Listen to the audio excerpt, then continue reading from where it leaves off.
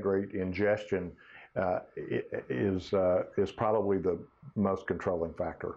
I think there's a lot of misinformation out there. I think that there are a few people who have been studying obesity and working with tens of thousands of patients since the 70s.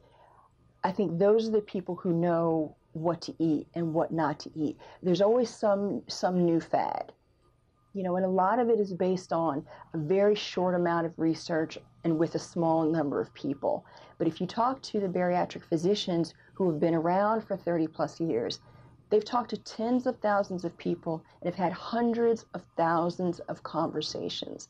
And so they have seen what works. So the more sugar we take in, the more fat we deposit, the higher our triglycerides get, and we lead into 4 or 5 major disease states that sugar directly causes. And that's, of course, obesity, high blood pressure, metabolic syndrome, several other big ones. And this is where we are today. We're stuck with a very cheap food out there that tastes very good. What happens in insulin resistance is the fact that through a variety of mechanisms whereby the liver becomes resistant to the action of insulin, the muscles become resistant to the action of insulin, when in this system you present a carbohydrate load, the body's, all these tissues are blocked. So the body basically says, aha, wait a minute, I know I need to get in there. So let me just pump out a little more. More is better. I'll just have a little bit more. And so what happens is, rather than that nice curve of going up and down, you have a tremendous spike up that stays up for a longer period of time before your insulin goes down, because some insulin does get in there and is able to work.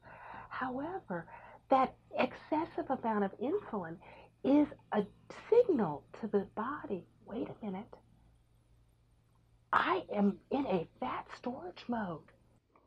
And they don't have anybody, a role model that eats properly at home. So they do what Mama does. Mama buys something quick. She'll go buy McDonald's, or she'll make some rice-a-roni or macaroni and cheese, and she'll bring some candy home as a reward for the child. And so it's just, I think the feedback isn't there anymore. And so that's why a lot of people become overweight adults, because it started in childhood. The 1972 Government Task Force Report on Nutrition told Americans to stop eating fat, cholesterol was killing us, and to replace the fat calories we were eating with carbohydrate calories. Our diet went from 55% fat to 55% carbohydrate. This caused 60% of us to store excess fat, and that's the American obesity epidemic. I defy any doctor to tell me what a gram of carbs look like. If I don't know what it looks like, and I'm an expert in that area, how can I expect a patient to know that? So we use teaspoons of sugar. We all recognize teaspoons of sugar. And as an adult, my body has 1/2 to 1 teaspoon of sugar in it. That's it. If it gets below 1/2 teaspoon, sleepy, sweaty, clammy, cranky, ill-feeling, low blood sugar. A teaspoon and 1/4 has a name: diabetes. The difference between 1 teaspoon and 1 1/4 is the difference between a normal blood sugar and being diabetic. I see a few problems with carbohydrates. One is that sugar and starch stimulate appetite, so that they tend to be self-reinforcing. The more we eat, the more we want. In fact, that's the motto for one sugar snack food. The big 3 that I categorize as the danger places are starch, which includes rice, pasta, potatoes, breads, nuts, and soy. So starch, Dairy is another big one that can slow people down. And then alcohol. Alcohol that a lot of people are using to kind of help calm them down at the end of the day, but once again, it's poison to the body. If there's any extra money around in anybody's pocket, they're going to look at ice cream, they're going to look at candy, they're going to look at sweet snacks, and whatever can be picked up at the deli. It's sweet. No matter how it's sweetened, unless it's sweetened with sugar substitutes, which don't seem to turn people on. If you walk in a convenience store or supermarket and you see children or teenagers or young adults buying, or any adults buying soft drinks, they don't buy sugar-free soft drinks. They buy sweet soft drinks. Wait a minute. I'm not full because I'm suppressing leptin. I'm not full. Okay? I've got to eat. I've got to eat more. And so what happens, and it's not saying I want to eat more salmon. It's like, give me the bagel, give me the soda, give me the orange juice, give me those things. And that's what happens. So basically, I try to tell people it's that all calories then are not created equally. 94% of them said the women in their life were worse. They turn on them. I don't care of any race. There seems to be an effect that if you're losing weight and we're not, there's something wrong. Why are you doing this? Jerry Suckamp's name is on a wall plaque in my office. Jerry did my office inspection for board certification in obesity medicine, or bariatric medicine as we used to call it, 25 years ago. Don't do this without your doctor's approval, but I've been using Jerry's Apple Cure for 25 years. When patients are on a diet, very little is going in, so very little is going out. Jerry solves the problem by having you take a day off your diet and eat nothing but 6 apples. So we teach our patients everything you eat that didn't used to walk, crawl, swim, or fly, that's a protein. Anything that didn't used to do that has sugar in it. And you have to know how much sugar you're putting into your body. And insulin's job is to keep that sugar level right there. If your sugar level is dropping low, insulin goes way down so the body can make more sugar.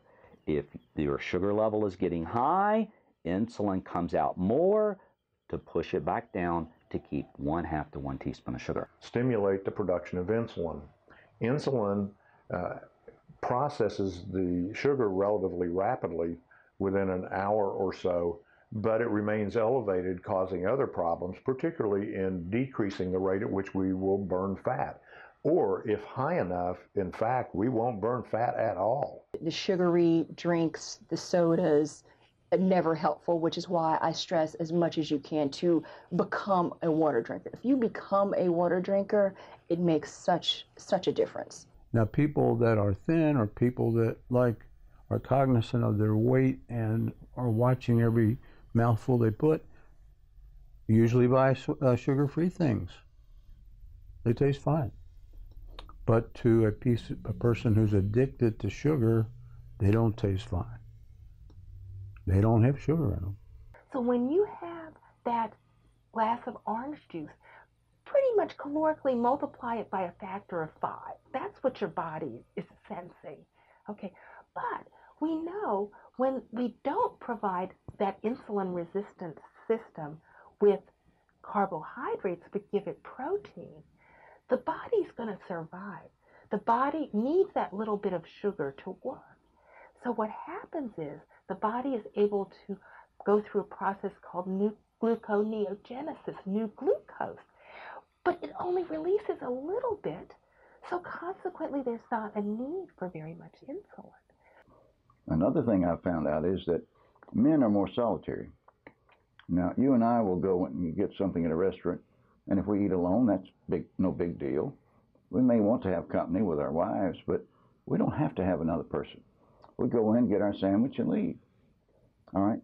Women are more social. And you get an office group, or in a bank, for instance, where there's a lot of women working, there'll be one alpha female.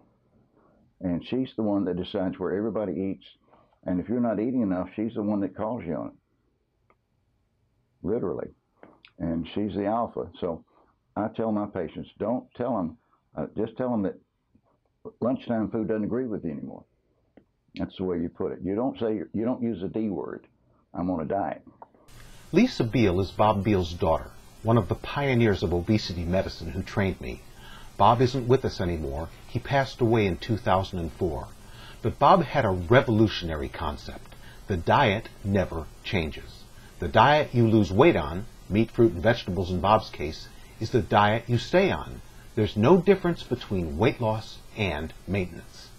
I guess, the best I can figure out, that the average cave child averaged 1 teaspoon of sugar intake in a year.